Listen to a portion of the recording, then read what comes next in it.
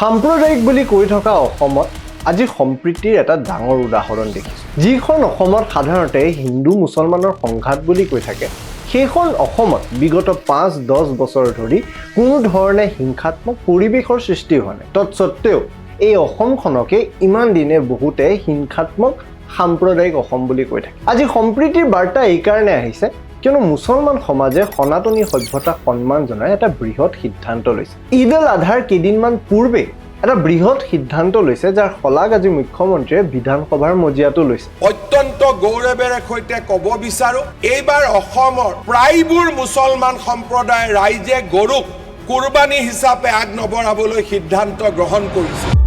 যিখন অসমক সাম্প্ৰদায়িক বুলি কৈ থাকে, একেইখন অসমত এই যে সম্প্ৰীতিৰ কথা আলোচনা হৈছে, তাক লৈ কিন্তু সামাজিক মাধ্যমত আলোচনা হোৱা আপুনি নুশুনিব। আজি আমি আলোচনা কৰিব খুজিছোঁ এই সাম্প্ৰদায়িক বুলি কৈ থকা এই অসমখনৰ সম্প্ৰীতিৰ প্ৰকৃত ছবি লৈ। কেনেকৈ এটা সভ্যতাই আন এটা সমাজক সন্মান জনাই পেলাই এটা বৃহৎ সিদ্ধান্ত ল'বলৈ দূৰত নাযায়, বৰঞ্চ আগবাঢ়ি যায়, সলনি হ'বলৈও সাজু, মিলি থাকিবলৈও সাজু, আৰু প্ৰকৃততে এই কথাটোক নুই কৰিবলৈ সাজু যে এইখন অসম সাম্প্ৰদায়িক অসম নহয়, এইখন অসম শংকৰদেৱ আৰু মাধৱদেৱৰ, যিখন অসমত ইছলামী ধৰ্মীয় লোকসকলে হওক বা সনাতনী মানুহে হওক সম্প্ৰীতিৰ এনাজৰীডাল ধৰি থাকিব পাৰে। এই ভিডিঅ' শেষলৈকে চাব। নমস্কাৰ, জয় অসম, জয় হিন্দ। মই অভয় ভূঞা এটা নতুন ভিডিঅ'লৈ স্বাগতম জনাইছোঁ। আমাৰ টীমে আমাৰ এনালিটিক্স চাই আছিল, তেতিয়া মোক জনালে যে আপোনালোকে আমাৰ চেনেলটো চাই থাকে, ভিডিঅ'সমূহ উপভোগ কৰে, কিন্তু আমাৰ চেনেলটো ছাবস্ক্ৰাইব নকৰে। যদি আপোনালোকে আমাৰ চেনেলটো ছাবস্ক্ৰাইব কৰা নাই, আপোনালোকক অনুৰোধ জনাইছোঁ চেনেলটো ছাবস্ক্ৰাইব কৰি দিব, তেতিয়া আমি উৎসাহ পাওঁ আৰু অলপ কষ্ট কৰি নতুন ভিডিঅ'জ বনাবলৈ। লগতে এবাৰ চেক কৰক, যদি কৰি থৈছে ভাল কথা, যদি নাই কৰা কৰি দিয়ক। এয়াই এটা ফ্ৰী এনেকুৱা এটা কাম আপোনালোকে কৰিব পাৰে, যি কামে সঁচাই আমাক উৎসাহ জনায়। অসমক বিগত সময়ছোৱাত ৰাজনৈতিক প্ৰেক্ষাপটখনত বিশেষকৈ সাম্প্ৰদায়িক বুলি কোৱা হয়। সাধাৰণতে কোৱা হয় অসমত হিন্দু মুছলমানৰ সাংঘাতিক ৰাজনীতি চলে, অসমত হিন্দু মুছলমানৰ মাজত ভাগ কৰিবলৈ চেষ্টা কৰে, অসমত সাম্প্ৰদায়িক পৰিৱেশ সাংঘাতিক ভয়ানক হৈ পৰিছে। কিন্তু বিগত ৫-১০ বছৰে যদি আমি ষ্টেটিষ্টিক্স মন কৰোঁ, কোনো ধৰণে ধৰ্মক কেন্দ্ৰ কৰি কোনো ধৰণৰ সংঘাত দুটা দলৰ মাজত এতিয়ালৈ সংঘটিত হোৱা নাই। সাম্প্ৰদায়িক পৰিৱেশ বেয়া কেৱল ফেচবুকৰ মাধ্যমত, সাম্প্ৰদায়িক পৰিৱেশ বেয়া কেৱল ইনষ্টাগ্ৰাম তথা ইউটিউবৰ মাধ্যমত। কমেণ্ট ছেকশ্যনত আপুনি সংঘাত দেখিব, কিন্তু ৰাজপথত আপুনি সংঘাত নেদেখে। অৰ্থাৎ সঁচা কথা বুজিব গ'লে সঁচাই অসমখন সাম্প্ৰদায়িক নেকি? এই প্ৰশ্নটোৰ উত্তৰ বিচাৰি বহু সময়ত মই নিজে উত্তৰ বিচাৰি আচলতে সামাজিক মাধ্যমত বিচাৰি ফুৰিছিলোঁ। মানুহৰ লগত কথা পাতিলে এই কথাটো বুজিবলৈ চেষ্টা কৰিছিলোঁ। আজি এটা উদাহৰণ তেনেকুৱা পালোঁ, যি উদাহৰণৰ পৰা হয়তো আমি এই কথাটো স্পষ্টকৈ বুজি পাম যে আজিৰ তাৰিখত সাম্প্ৰদায়িক পৰিৱেশ বুলি কৈ থকা অসমখন আচলতে সম্প্ৰীতিৰ এনাজৰীহে ধৰি আছে। যিখন শংকৰ মাধৱৰ অসমৰ কথা আমি পঢ়িছিলোঁ, অসমখন সেইখনে হৈ আছে। আজিৰ পৰা কেইদিনমান পিছত ঈদ উল আধা উদযাপন কৰিব ইছলামীয় ধৰ্মীয় লোকসকলে। ঈদ উল আধা তেওঁলোকৰ এটা এনেকুৱা উদযাপন, এনেকুৱা এটা পৰৱ, যি বহু দশক ধৰি, বহু শ বছৰ ধৰি তেওঁলোকে পালন কৰি আহিছে। যি তেওঁলোকে নিয়ম পালন কৰা ধৰণে মনৰ পৰা ভাল পোৱা কোনো এটা বস্তুক ত্যাগ কৰা পৰম্পৰাটোৱে ঈদ উল আধা বুলি কয়। এই পৰম্পৰা চলি আহিছিল, বছৰ বছৰ পাৰ হ'ল, নিয়ম সলনি হৈ এনেকুৱা ধৰণৰ এটা নিয়ম হৈ গ'ল যে এই পৰম্পৰাৰ সময়ত কোনো জন্তুক কুৰবানী দিব লাগে। সাধাৰণতে গৰু, ছাগলী, বাফেলো বা আন ধৰণৰ জন্তুক তেওঁলোকে বলিদান দিয়ে বা কুৰবানী কৰে, আৰু সেই কুৰবানী কৰাৰ পিছত সেই মাংসক 3 ভাগত বিতৰণ কৰে নিজৰ মাজত, ওচৰ চুবুৰীয়াৰ মাজত, আৰু দুখীয়া মানুহৰ ওচৰত, যাতে সকলোৱে এই পৰম্পৰাক উদযাপন কৰিব পাৰে বা এই উৎসৱ তেওঁলোকে পালন কৰিব পাৰে। ইছলামৰ অৰ্থ হৈছে শান্তি। ইছলামী লোকসকলে শান্তি স্থাপন কৰাৰ কথা বিশ্বাস কৰে। তেওঁলোকৰ পৰম্পৰাটো এই কথা স্পষ্ট হৈ গৈছে। ঈদ উল আধাত কোৱা হয়, আমি সামাজিক মাধ্যমত পঢ়া বস্তু তথ্য ইণ্টাৰনেটৰ জৰিয়তে লাভ কৰিছিলোঁ, ভুল হ'ব পাৰে, কিন্তু যি আভাস আমি লাভ কৰিছিলোঁ, এটা সময়ত ইব্ৰাহিমে নিজৰ ভগৱানক এই কথাখিনি কৈছিল। সেই সময়ত ভগৱানে তেওঁক কৈছিল যে নিজৰ ভাল লগা মৰমৰ, আটাইতকৈ মৰমৰ পুত্ৰক বলিদান দিব লাগে, কুৰবানী কৰিব লাগে, আৰু সেই সূত্ৰে নিজৰ ভগৱানৰ প্ৰতি থকা শ্ৰদ্ধাক তেওঁ সন্মান জনাই পেলাই নিজৰ পুত্ৰক তেওঁ বলিদান দিবলৈ সাজু হৈছিল, পুত্ৰ ইছমাইলক। সেই বলিদান বা কুৰবানী দিয়া সময়তে ভগৱান নিজে প্ৰকট হয়, আৰু ভগৱানে সেই সময়ত কৈছিল যে ইমান মনেৰে যিহেতু তই মোৰ ভক্ত, মনেৰে যিহেতু তই মোক শ্ৰদ্ধা কৰ, তো এয়া কৰিব নালাগে এটা শিৱ বুলি আমি ইংলিছত কওঁ মই অসমীয়া শব্দটো বিচাৰি পোৱা নাই সেই জন্তুক দিছিল কুৰবানী কৰিবলৈ আৰু হেনেকে সেই পৰম্পৰা অব্যাহত হ'ল কুৰাণত এই কথাটো স্পষ্টকৈ লিখা আছে যে আচলতে আল্লাহে কোনো জন্তুৰ তেজ কোনো মহ নিবিচাৰে আল্লাহে বিচাৰে যে মনৰ পৰা সেই থকা ভক্তিটো সেই থকা শ্ৰদ্ধাটো তেওঁৰ কাষ চাপক আৰু সেইবাবে এই ঈদুল আধা খুব পৰম্পৰাগত তেওঁলোকৰ এটা উৎসৱ যি উৎসৱৰ জৰিয়তে তেওঁলোকে নিজৰ ভগৱানৰ প্ৰতি আল্লাহৰ প্ৰতি থকা সেই শ্ৰদ্ধা সেই সন্মান আৰু সেই ভক্তি তেওঁলোকে প্ৰকাশ কৰে কিন্তু বিগত সময়ছোৱাত সাম্প্ৰদায়িক বুলি কৈ থকা এনেকুৱা এটা অৱস্থাত বিশেষকৈ সনাতনী সভ্যতাৰ মানুহে যিহেতু গৰু মাংস গৌ মাতা সন্মান কৰে বিশেষকৈ অসমৰ নিচিনা ৰাজ্যত য'ত আমি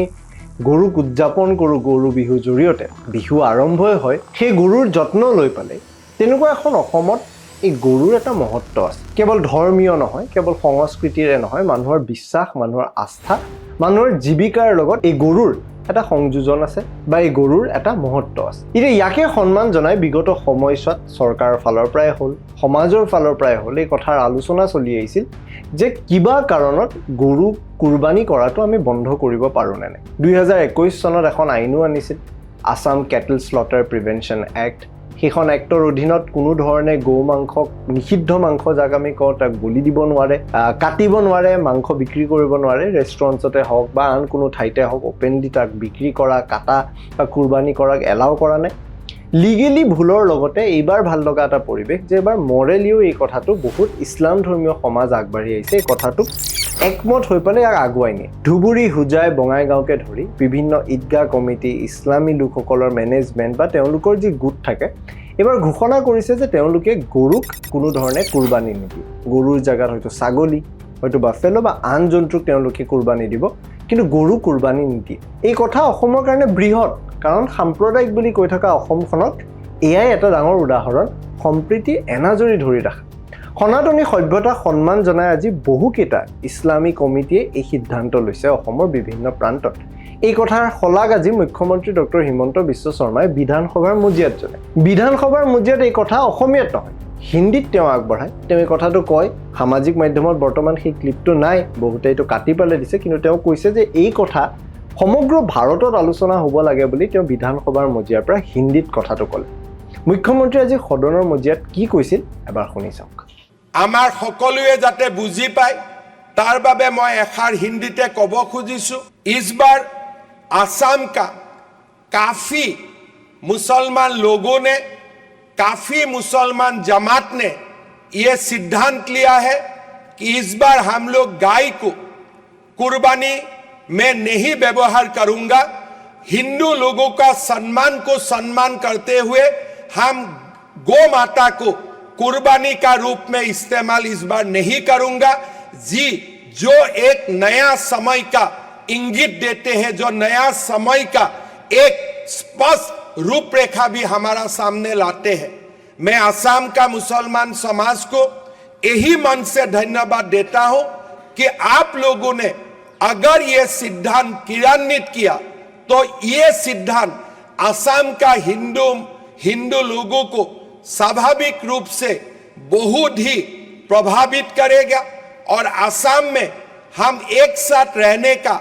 जो एक हमारा हमेशा हिस्सा है इस हिस्सा को डेफिनेटली और आगे लेके जाएगा আজি মুখ্যমন্ত্ৰীৰ এই ভাষণ এই কাৰণে গুৰুত্বপূৰ্ণ কিয়নো কেৱল মুখ্যমন্ত্ৰীয়ে নহয় ইছলামী কমিটিসকলেও এই কথাটো অনুৰোধ জনাইছে যে সমাজত এই ব্যৱস্থাটো ল'ব লাগে অসম এনেকুৱা এখন ৰাজ্য য'ত 32% পপুলেশ্যন জনসংখ্যা মুছলমান মানুহৰ হয় তেনেকুৱা এটা সময়ত সনাতনী মানুহৰ সভ্যতা সন্মান ৰাখি মুছলমান মানুহখিনিয়ে নিজৰ উৎসৱো সন্মান জনাই পালন কৰা এই কথাটো সাধাৰণ কথা নহয় যি সাম্প্ৰদায়িক পৰিৱেশৰ কথা কৈ থাকে ভগৱানৰ কৃপাত আল্লাহৰ কৃপাত সেই কথা কেৱল ফেচবুকত চলি আছে আৰু আশা কৰোঁ সেই কথা ফেচবুকতে চলি থাকক কিয়নো বাস্তৱ সত্যত অসমৰ সমাজত এতিয়ালৈকে তেনেকুৱা বেয়া পৰিৱেশ অহা নাই এতিয়াও অসমৰ এই পৰিৱেশত আমি সনাতনী সভ্যতাৰ মানুহে হয়তো মুছলমানসকলৰ কোনো ধৰণৰ উৎসৱক বন্ধ কৰিব নিবিচাৰোঁ তাক আমি সমানে উদযাপন কৰোঁ তেওঁলোকৰ পৰম্পৰা তেওঁলোকৰ এটা নিজৰ ইতিহাস তেওঁলোকৰ নিজৰ এটা সংস্কৃতি আছে তাক উদযাপন কৰা তেওঁলোকৰ সমান অধিকাৰ আছে আৰু সেই কথা আমিও উদযাপন কৰোঁ একে সমানে সনাতনী সভ্যতাৰ উদযাপন কৰা প্ৰত্যেকটো উৎসৱ মুছলমান ভাই ভনীসকলে উদযাপন কৰা তেওঁলোকৰো সমান অধিকাৰ আছে বিহু এটা তাৰে প্ৰধান উদাহৰণ বিহু কেৱল হিন্দু লোকসকলে উদযাপন নকৰে বিহু মুছলমান সম্প্ৰদায়ৰ লোকসকলে উদযাপন কৰে। সেয়েহে আজি আমি ভাবোঁ ঈদ উল আধাৰ নিচিনা এটা পবিত্ৰ পৰৱৰ পূৰ্বে এনেকৈ মুছলমান সমাজে এই সিদ্ধান্ত লোৱাটো অসমৰ ইতিহাসৰ কাৰণে সাধাৰণ নহয়। ই এই কাৰণে অসাধাৰণ কিয়নো অসমক সাম্প্ৰদায়িক বুলি কৈ থকা বহুকেইজন মানুহৰ আজি মুখ ঠেকেচা খাব, কিয়নো প্ৰকৃততে বহু মুছলমান মানুহে সনাতনী সভ্যতাক সন্মান জনাই আজি এনে এটা সিদ্ধান্ত লৈছে যি কেৱল তেওঁলোকৰ পৰম্পৰাক উচ্চ স্তৰত নাৰাখে, কেৱল তেওঁলোকৰ পৰম্পৰাক সকলোৰে আগত এটা স্বীকৃতি পোৱাৰ এটা ডাঙৰ উদাহৰণ দাঙি নধৰে, কিন্তু লগতে এটা এনেকুৱা ধৰণৰ উদাহৰণ দাঙি ধৰিছে যে অসমখন সাম্প্ৰদায়িক নহয়, অসমখন প্ৰকৃততে সম্প্ৰীতিৰে বান্ধি ৰখা এখন ৰাজ্য। এই গোটেই ঘটনাৰ সন্দৰ্ভত আপোনালোকে কি ভাবে কমেণ্ট ছেকশ্যনত জনাব পাৰে। এই ভিডিঅ'টো চোৱাৰ বাবে ধন্যবাদ।